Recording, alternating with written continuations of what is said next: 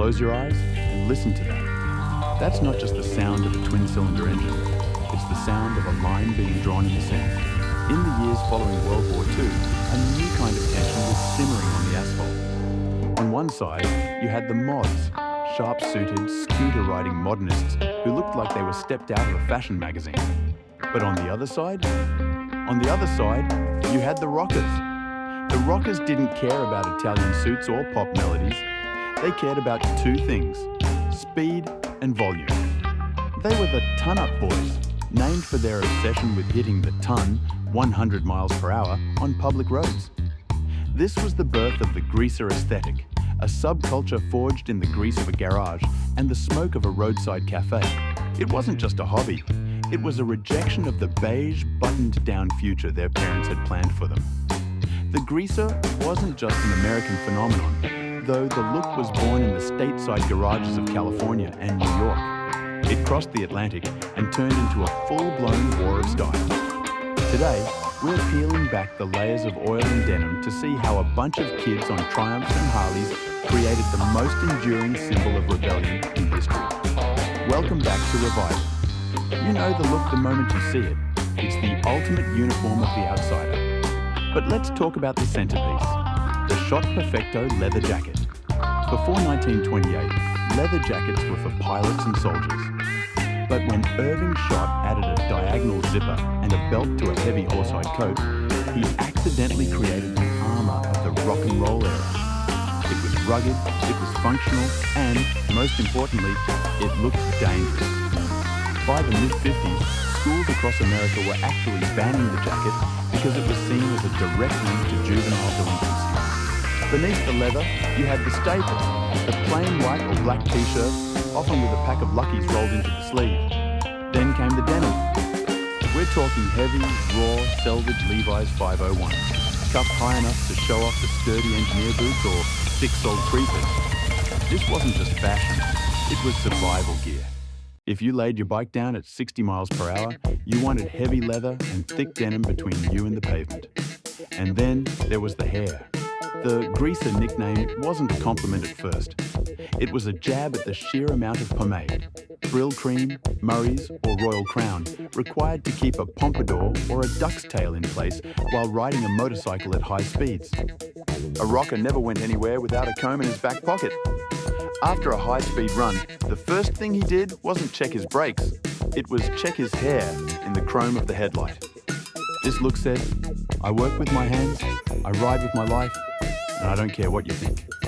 If the motorcycle was the vessel and the leather was the armour, then the transport cafe was the church. In Britain, places like the legendary Ace Cafe on the North Circular Road became the headquarters for the rocker movement. These weren't fancy bistros, they were 24-hour truck stops that smelled of fried bread and diesel. This is where jukebox culture really took hold. You have to remember, in the mid-50s, the BBC and American mainstream radio weren't playing forbidden rock and roll. They thought it was noise. But in the transport cafes, the jukebox was king. Rockers would pool their coins to hear the latest imports. Gene Vincent, Eddie Cochran, Little Richard. There was even a legendary ritual called the record race. A rocker would drop a coin in the jukebox, select a fast-paced track like Rip It Up, and then sprint to his bike. The goal? To race to a predetermined point on the highway and get back to the cafe before the song ended.